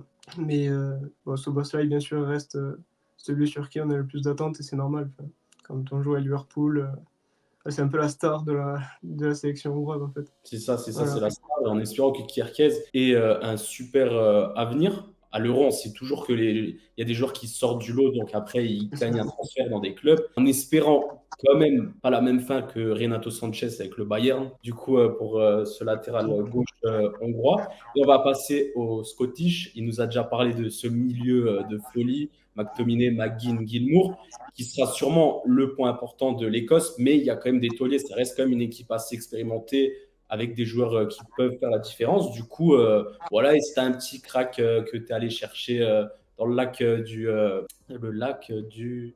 Le lac Ness, Lac, puisque Loch Ness, ça veut dire lac Ness. Loch voilà. étant le mot écossais, enfin gaélique pour lac. Alors, j'ai cité pas mal de joueurs, mais j'ai envie déjà de mettre en avant. Alors, c'est pas une pépite, mais c'est pour mettre en avant quelqu'un qui, je pense, va être très important. C'est Angus Gunn. C'est le gardien de Norwich en Angleterre qui a choisi la nationalité écossaise. Il est anglais, né en Angleterre. Il est né à Norwich d'ailleurs. Je le prends parce que pendant très longtemps, le poste de gardien de but en Écosse a été un immense souci puisque la place de numéro 1 se disputait entre David Marshall qui avait 40 piges et Craig Gordon qui avait 39 piges. Donc les deux gardiens qui étaient encore d'un niveau exceptionnel, attention. D'ailleurs, Craig Gordon qui est encore dans la lutte pour être deuxième ou troisième gardien à 41 ans. Ça vous pose de niveau, hein, il fait encore des très bons matchs. Mais le fait que Steve Clarke ait réussi à convaincre Angus Gunn de prendre la sélection écossaise et d'être le gardien, pour moi, c'est quelque chose de fort, surtout que voilà, il a prouvé que c'était un très bon gardien. Donc j'ai envie de mettre un peu de lumière sur lui, surtout qu'il a 28 ans et on sait que sur le poste de gardien de but, 28 ans, tu peux jouer, si tout se passe bien, facile 10 ans encore, si tout se passe bien évidemment. Et au moins, ça te permet d'avoir un petit peu moins de pression sur ce poste, puisqu'il y avait beaucoup de questions après le dernier Euro notamment. Donc j'avais envie de mettre un petit peu de lumière sur lui. Après, l'effectif de l'Écosse est composé majoritairement de joueurs, on va dire, expérimentés. Il n'y a pas vraiment de pépites, parce que même Billy Gilmour, qui a 22 ans maintenant, est plus connu puisqu'il évolue en Première Ligue, donc les gens ont eu l'occasion de le voir. Celui qui, à la rigueur, j'aurais pu sortir, c'est Lewis Ferguson, puisque les gens peut-être suivent un petit peu moins la Serie A, on va dire, que la Première Ligue, qui reste le mastodonte en termes de droit télé, etc. Mais il faisait une telle saison avec Bologne que c'est difficile de passer à côté. Et puis de toute façon, il s'est fait les croisés, donc on va pas en parler. Donc vraiment, au moment M où on enregistre, je serais incapable de te sortir un jeune prospect, une jeune pépite, puisque je pourrais te parler d'un joueur, c'est un coup, il ne sera pas à l'Euro. Donc ce serait un peu dommage de mettre le focus sur quelqu'un qui jouera pas l'Euro.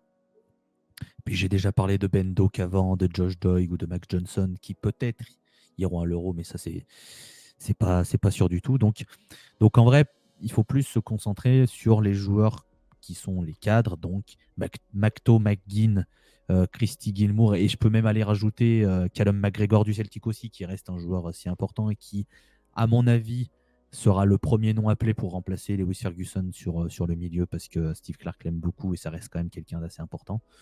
Donc voilà, ça va être ces jours-là qu'il va falloir suivre. Surprenant que t'aies pas cité quand même Robertson, qui est le capitaine. Ouais, mais en fait, si tu veux, pour moi, Robertson, je le mets pas dans les joueurs à suivre dans le sens où c'est acquis, limite, si tu veux.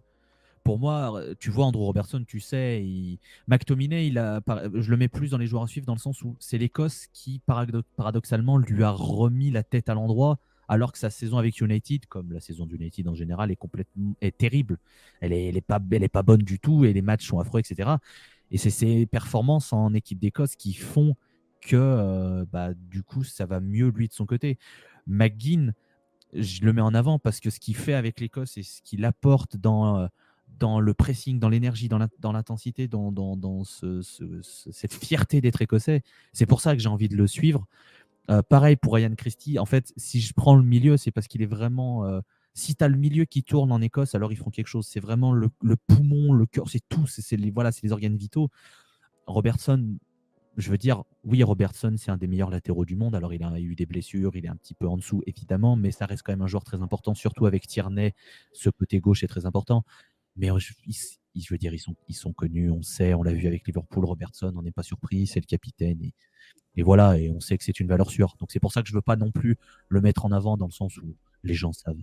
Ça marche, du coup, tout le monde sait qui est Andrew Robertson. On va passer à la Suisse. À la Suisse, il y a beaucoup de tauliers. Tu en as déjà parlé avant, Jordan. Taulier, Shaqiri, Char. Toi qui mises beaucoup aussi sur Akanji, ce milieu de terrain avec Chaka qui réalise une saison de fou. Et voilà, parle-nous un peu des joueurs importants et après on ira sur les cracks. Et Loïs qui parlait de Ferguson de Bologne. Toi, tu vas sûrement parler d'un autre joueur de Bologne qui réalise aussi une super saison. En fait, dans les joueurs importants, moi, je dégage un peu une colonne vertébrale dans cette équipe et c'est les anciens, quoi, finalement. C'est Akanji, donc, comme je l'ai dit, qui est pas le plus ancien de la ligne défensive. Il y a Char, mais je pense que vu son niveau qu'il affiche à City, etc., ça va être un peu lui en tout cas, peut-être pas le patron dans le côté leadership, mais celui-là qui va rassurer tout le monde, qui va faire les interventions quand il faudra, rassurer un peu toute la défense. Évidemment, Zomer, en fait, on est sûr qu'on a un gardien de haut niveau qui pourra faire les arrêts dans les moments importants. En fait, et l'homme le plus en forme, je pense, de l'effectif, c'est Granit Xhaka, qui est donc le capitaine maintenant, qui va être un peu le fer de lance de toute cette équipe. En plus, il a cette capacité à faire les courses, à défendre, à attaquer,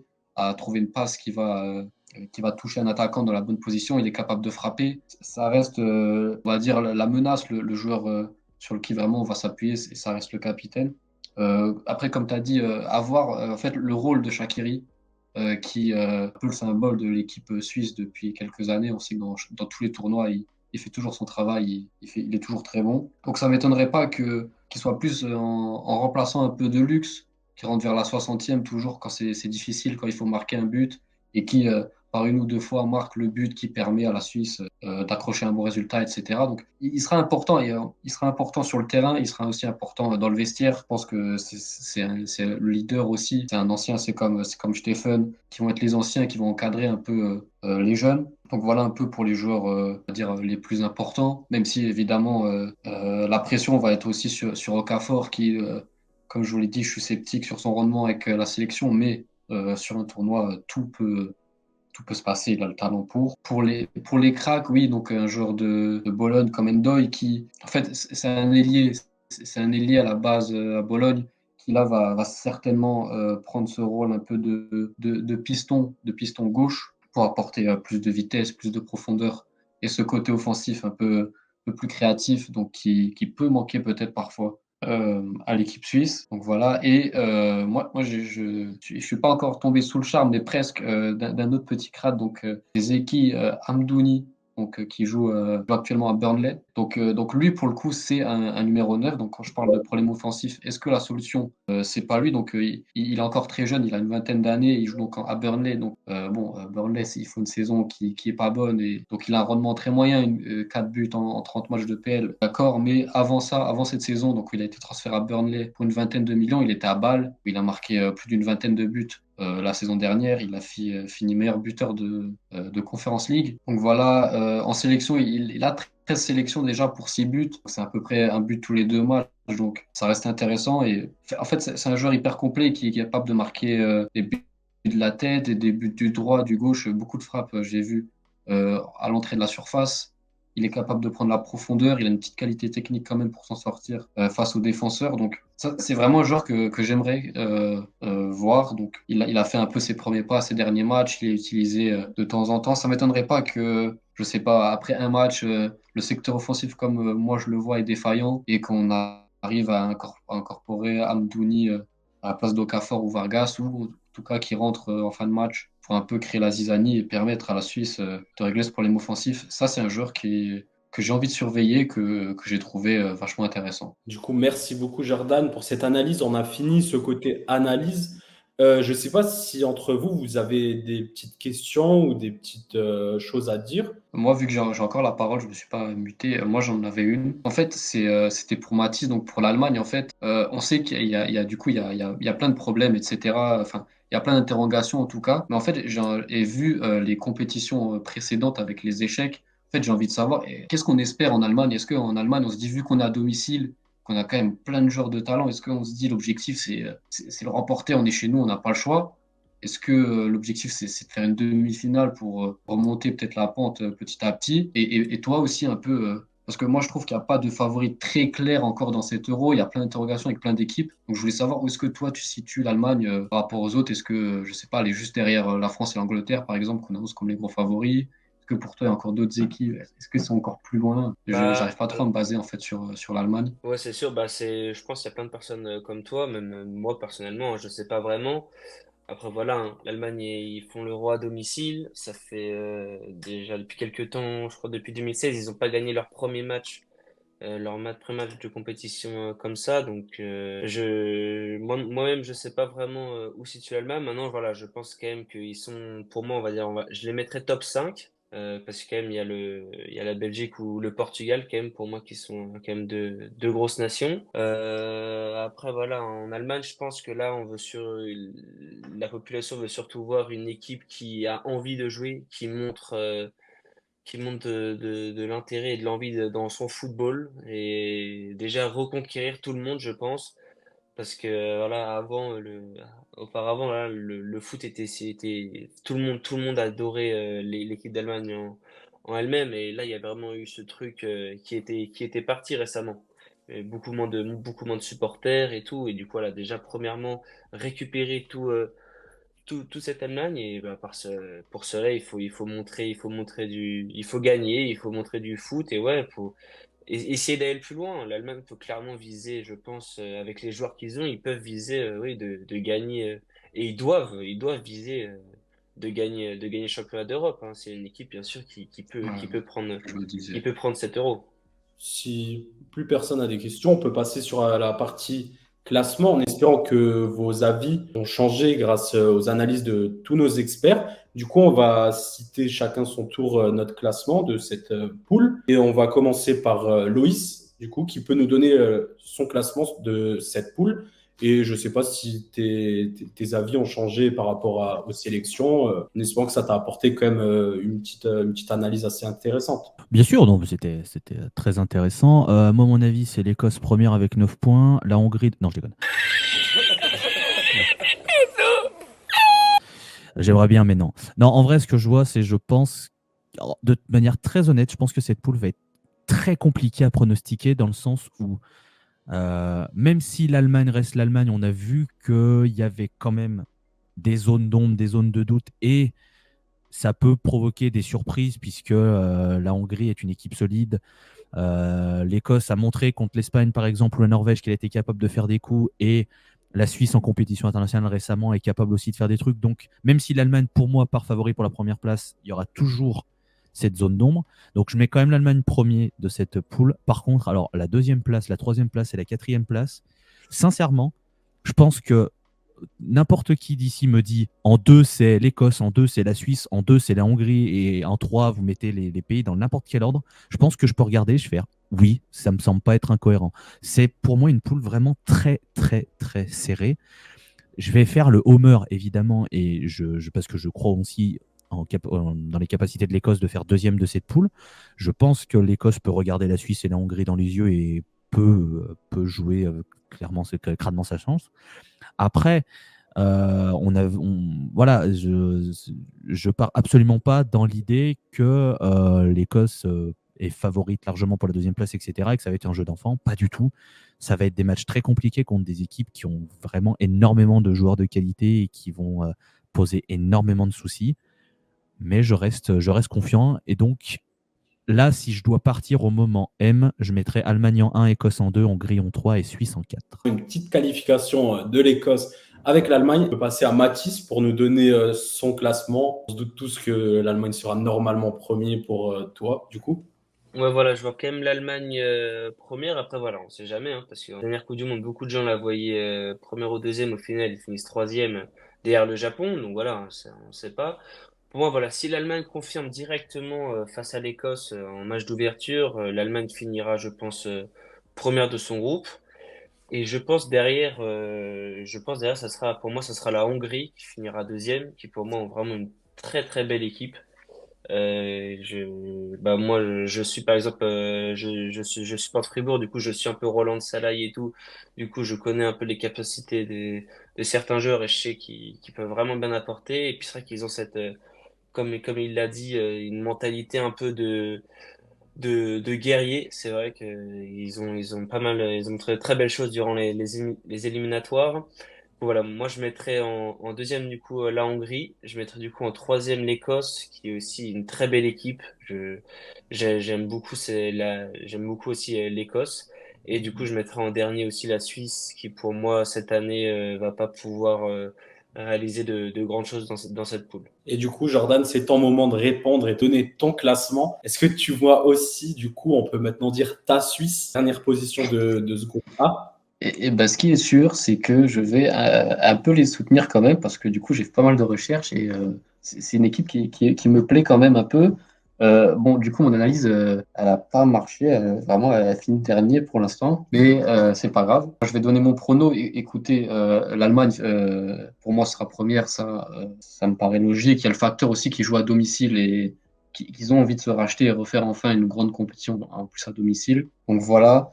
Et après, je veux pas être chauvin parce que je suis pas suisse, mais je vais les placer deuxième parce que il y a des lacunes, mais il y a ce côté aussi. Je pense qu'elle est un peu plus expérimentée dans les tournois que l'Écosse et la Hongrie a quand même des beaux parcours ces dernières années. Et c'est toujours une équipe qui crée des problèmes en plus face aux gros, etc. Même si je dois avouer que je redoute en tout cas pas mal l'Écosse parce que moi j'ai vu les matchs contre l'Espagne et c'est vrai que je les avais trouvés, ils avaient fait des très bons matchs, etc. Tout moment, on a McTominay qui peut claquer un doublé contre la Suisse et voilà. Donc je vais mettre l'Écosse en troisième, mais comme on l'a dit, hein, c'est serré, ça peut se jouer à un point, etc. Même à la différence de but, hein, franchement, ça peut se jouer. Et je classe la Hongrie dernière. Alors, non pas que Noé ne m'a pas convaincu, mais déjà, je les connais moins bien que les autres équipes. Si je parle juste en comparant les effectifs, j'ai l'impression que cette équipe a quand même un tout petit peu moins de qualité individuelle que les autres, même si ça fait pas tout. En fait, je respecte la logique, on va dire. Enfin, je pense que c'est à peu près logique. C'est la logique des chapeaux, peut-être, qui a été respectée dans mon groupe. Je parle là-dessus, mais effectivement, ça va se jouer à un point, peut-être, entre chaque place ou à la différence de but. Donc, je parle là-dessus, mais sans grande conviction non plus. Et il faut pas oublier aussi que la troisième place est potentiellement qualificative. Après, c'est à voir avec les autres groupes. Et du coup, Noé, tu peux répondre à Jordan et donner ton prono pour ce classement. Non, alors déjà, je tiens à vous remercier parce que c'est vrai que la Hongrie, vous ne l'avez pas trop sous-estimée dans les classements, et alors que beaucoup de gens la sous-estiment. C'est vrai que cette équipe, pour moi, elle est quand même assez sous-cotée. Et voilà, je dis pas ça parce que je suis d'origine hongroise. On a quand même comme j'ai dit tout à l'heure, enfin, ils ont quand même une vraie mentalité de guerrier. Il y aura les ultras avec eux, c'est pas les supporters, hein, les ultras avec eux. Je sais pas si vous avez vu lors de l'Euro, mais il y a toute une tribune remplie d'ultras. D'ailleurs, il y a une très belle vidéo d'un youtubeur qui explique comment ça s'appelle les Carpates en fait, et la brigade des Carpates, et ils sont là à chaque match de la Hongrie. Donc voilà, ça c'est quand même une assez bonne chose pour l'équipe. Ils vont être soutenus. Et moi, la poule me paraît pas non plus. Enfin, elle me paraît quand même très abordable pour la Hongrie, même si c'est sûr qu'on a beaucoup de faiblesses. Elle me paraît quand même abordable. Donc moi, je les verrai deuxième, derrière l'Allemagne. Et ensuite, je verrai la Suisse et l'Écosse. L'Écosse, non pas parce que j'ai pas confiance en eux, mais c'est vrai que je les connais beaucoup moins que l'équipe suisse. La Suisse, c'est plus, enfin, au niveau des noms, etc. Il y a plus de joueurs, comment dire, qu'on voit jouer dans les 5 grands championnats, etc. Donc, je dirais la Suisse troisième et l'Écosse quatrième. Et avant de passer au côté fun, et avec le quiz, je vais donner aussi moi mon classement. Du coup, je vais partir quand même sur l'Allemagne premier. Loïs m'a convaincu avec l'Écosse, et en plus l'Écosse m'a assez convaincu au qualif. Comme j'ai dit, ils vont avoir ce rôle de trouble-fête. Donc, je vais mettre l'Écosse deuxième, et je vais quand même mettre la Hongrie troisième. Pas parce que Jordan ne m'a pas convaincu, mais je ne suis pas convaincu de cet effectif qui est vraiment je pense qu'il est sur la pente descendante après cet euro-là. Je pense que c'était les dernières forces de la Suisse. Et là, ça commence à un peu se perdre avec tous ces joueurs qui partent dans des championnats comme Shaqiri qui est parti à Chicago. Après, il ne faut pas oublier qu'il y a cette troisième place aussi qualificative. Mais je ne pense pas que dans ce groupe, le troisième se qualifiera. Si on prend la poule de l'Italie avec l'Espagne, l'Italie, la Croatie et l'Albanie, je pense par exemple à une poule comme ça où là, le troisième devrait passer avec tout ce qui est différence de but, match nul et tout ça. Donc l'Allemagne, l'Écosse qui se qualifie pour la première fois de son histoire en phase finale, la Hongrie troisième et la Suisse dernière du coup. Et on va passer au quiz. Et du coup, je vais tirer au sort 1 euro au pif. Ici, ce n'est pas l'UEFA et la FIFA, donc vous allez voir le papier. Il n'y a pas de corruption. On est sur l'Euro 2012 avec la victoire de l'Espagne contre mon Italie. Donc, je prends juste la feuille. Voilà. Alors, du coup, ça va être un petit quiz. Il y aura 7 questions. Ne me demandez pas pourquoi 7. 7 parce que c'est le numéro pour moi, le meilleur joueur de l'e-sport. Bon. Ça, c'est un autre débat. Ça sera 7 questions. Il y en aura 5. Ça sera des questions sur l'euro. Et après, il y aura 2 questions. Ça sera un qui suis-je avec une liste de joueurs, une liste de choses sur un joueur. Il faudra deviner. C'est toujours des joueurs en rapport avec l'Euro 2012. C'est-à-dire qu'ils ont fait quelque chose pendant l'Euro 2012. Du coup, pour que ça se passe bien, ce quiz, ça va être au lever de main. Le premier qui lève la main, et je lui donne la possibilité de répondre. Et du coup, s'il a faux, il faudra attendre vraiment que tout le monde ait faux pour pouvoir reparler. Et du coup, le gagnant gagnera nos félicitations. Et voilà. Du coup, si tout est bon, on peut commencer. Et on va parler des cousins à Loïs, qui était le sélectionneur de l'Angleterre lors de l'Euro 2012. Loïs? Je le tente, j'ai vraiment un gros doute. Je vais dire Sven-Goran Eriksson. Non, c'est faux. J'ai vu que Jordan a levé la main. Je ne sais pas si tu voulais donner une réponse. Oui, je crois que. Est-ce que ce serait pas Roy Hodgson? C'est ça, exactement, c'est ça. Roy Hodgson, le sélectionneur, est actuellement coach de Crystal Palace, il me semble. À 84 ans, toujours pas à la retraite, c'est Ouais, beau. je crois que c'est ça. C'est ça.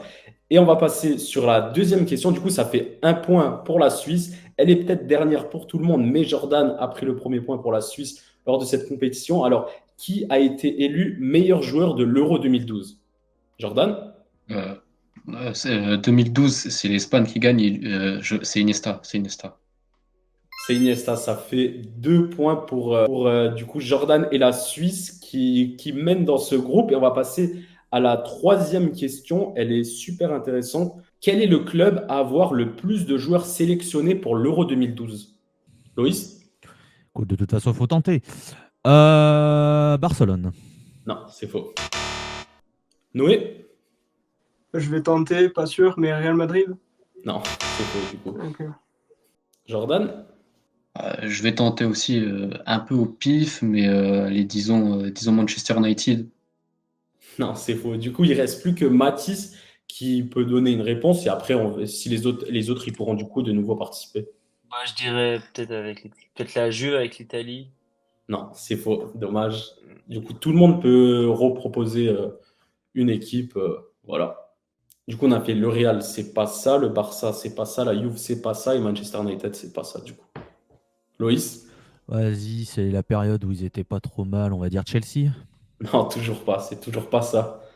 Noé, du coup? Je dirais le Bayern, comme ça. Le Bayern, c'est le point pour la Hongrie. C'est 12 joueurs sélectionnés pour l'Euro 2012. Du coup, quatrième question. Lors de la finale de l'Euro 2012, du coup, dans le 11 titulaire de la Squadra Azzurra, un seul joueur ne joue pas en Serie A. Qui est-il? Jordan? Alors là, je suis pas si sûr, mais je crois que c'est Balotelli, parce qu'il jouait à Manchester City à l'époque-là. C'est Balotelli. Le point pour Jordan, ça lui fait 3 points, c'est ça. 3 points pour Jordan, 1 point pour Noé. L'Écosse et l'Allemagne doivent un peu se réveiller pour ce quiz. C'est assez compliqué. Loïs, il tente. Mathis, il est un peu plus en retrait. Le favori ne veut pas trop se montrer, mais il reste encore 3 questions, donc tout est possible. Et on va passer à la 5e question. Lors de la finale opposant l'Italie et l'Espagne, qui a ouvert le score? Mathis? David Silva, non? Et voilà le premier point pour l'Allemagne. David Silva à la 14e minute. Et on passe au qui suis-je. Du coup, c'est comme dit, c'est des joueurs qui ont un lien avec cet euro-là. Et on fait juste le récap des points. Alors, 1 point pour Noé avec la Hongrie, 1 point pour l'Allemagne avec Mathis et 3 points du coup pour Jordan et la Suisse. Loïs, il faut un peu se réveiller. Tout est possible. On ne sait pas si la dernière question aura plus de points que d'autres. Bon, je vais juste me mettre la feuille comme ça. Au moins, je peux vous citer ça. Je suis né en 1984 et je mesure 1,86 m. Je suis formé dans mon club de cœur où j'ai eu la chance de disputer plus de 390 matchs et j'ai remporté l'Europa League avec ce même club. Rien, je continue. En 2007, je signe à Liverpool pour 37 millions d'euros. Toujours pas.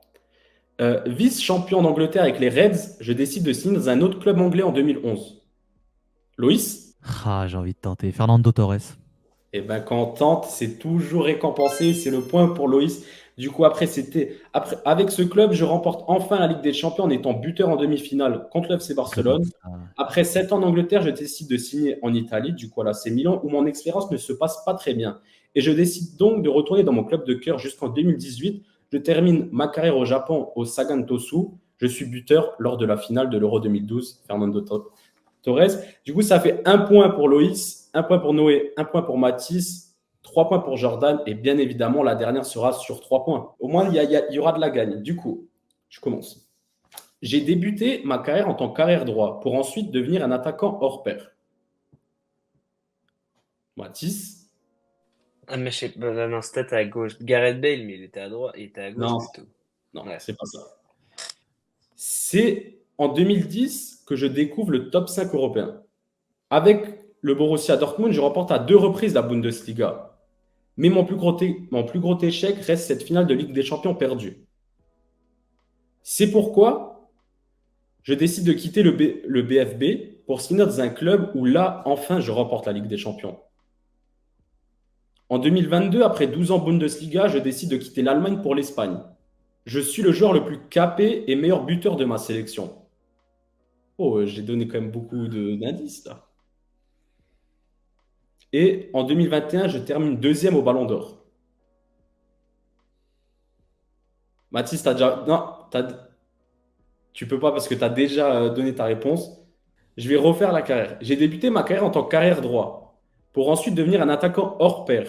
C'est en 2010 que je découvre le top 5 européen. Avec le Borussia Dortmund, je remporte à 2 reprises la Bundesliga. Mais mon plus gros échec reste cette finale de Ligue des Champions perdue. C'est pourquoi je décide de quitter Dortmund pour signer dans un club où là, je remporte la Ligue des Champions. En 2022, Après 12 ans Bundesliga, je décide de quitter l'Allemagne pour l'Espagne. Je suis Jordan. Alors là, j'en ai un qui répond tous les critères, mais le premier, je ne savais pas du tout et c'est trop bizarre si c'est ça. C'est Lewandowski? C'est Lewandowski qui était le premier buteur de cet Euro 2012, qui a débuté au Lech Poznan en tant que latéral gauche et après il est passé du coup attaquant. Voilà. Du Ouais. coup, Jordan qui a 6 points, qui met Ok. 6 points à tout le monde. Un peu pour C'était ça, Mathis, ça un peu m'a pour Loïc. défenseur gauche Lewandowski. Après, en 2021, je termine deuxième au Ballon d'Or. Je pensais que ça venait tout de suite, quoi. Mais bon, Je suis resté bloqué sur le mec qui était à Dortmund et qui part au Bayern. Ça m'a tellement bloqué alors que c'était évident. ouais, du coup, c'est Mais pour ça jamais que j'ai revenu. parti au Bayern. J'ai dit, c'est pourquoi je décide de quitter Dortmund pour signer dans un club où là, enfin, je remporte la Ligue des Champions. Ouais, mais quand tu dis qu'il a passé 12 ans en bully, tu vois, tu fais vite le lien parce que des clubs allemands qui gagnent la Ligue des Champions, Ouais. ça court pas à tous les coins de rue. Et putain, j'arrivais pas à me refaire le lien. Et au moment où j'ai le nom de Lewandowski qui revient, j'ai vu que Jordan avait été plus rapide. J'ai un peu deg. Mais bien joué à lui. Il mérite. Et du coup, Mathis, c'était ta réponse, c'est ça, je pense? Ouais, c'était Lewandowski, ouais. Ouais, mais tu avais déjà donné ta réponse avec Gareth Bale. Ouais, Donc, bien sûr. merci, du coup, merci. La vidéo touche à sa fin. En tout cas, merci pour ces 4 intervenants. C'était vraiment cool de parler avec vous, en espérant que j'étais à la hauteur du rendez-vous, parce qu'il faut être à hauteur de ces experts. Merci à toi, Jordan, du coup, d'avoir remplacé le représentant de la Suisse. Pas de problème. Merci à toi, Mathis. Je ne sais pas si tu veux parler de ton compte, si vous voulez faire une pub, vous pouvez. Cette partie-là, faites ce que vous voulez. Non, oui, n'hésitez pas, du coup, à regarder le compte de Unser Football parce que c'est des gars vraiment, vraiment gentils qui sont vraiment passionnés par le football allemand et du coup, qui font quand même du très bon taf, du coup, il faut le souligner, du coup, voilà, c'est cool et encore merci pour l'invitation et du coup, j'espère que, tout le monde a passé un bon moment et puis, voilà. Et merci à toi, Noé, du coup, qui est un abonné Football Day, qui a décidé de représenter son pays d'origine. Franchement, tu t'en es vraiment bien tiré et félicitations vraiment. Merci à toi de m'avoir invité. J'ai essayé de faire de mon mieux. C'est vrai que c'est compliqué. C'est un peu compliqué de parler de la Hongrie, voilà, mais voilà, j'ai essayé de faire de mon mieux. Merci en tout cas. Merci à toi. Et on finit sur Loïs, qui a représenté Scottish FR et tout un pays entier, le pays du dragon. Donc, merci beaucoup. Oui, c'est vrai. C'est plus la licorne, l'Écosse. Le dragon, c'est peut-être plus le pays de Galles, si je dis pas de bêtises, mais il y a aussi les dragons en Écosse. Ils nous emmerdent, les pays britanniques, à se piquer les animaux aussi. Il ferait mieux de faire des vrais choix. Blague à part, merci de l'invitation. Ça fait toujours plaisir de parler de l'Écosse. J'embrasse ma compère Élise, qui est avec moi aussi sur le compte, et je ne me permettrai pas de tirer toute la couverture sur moi par rapport au compte Scottish FR, puisque nous sommes vraiment un duo. Et puis voilà, on espère que ça vous a un peu plus convaincu de considérer l'Écosse comme une vraie nation et pas juste une petite nation comme il peut y avoir encore dans certains avis ou certains endroits. Mais bon, écoutez, vous savez, les avis, c'est difficile parfois à changer. Merci beaucoup. Et du coup, la vidéo touche à sa fin. Ciao les gars. It's not a game, it's a rich thing.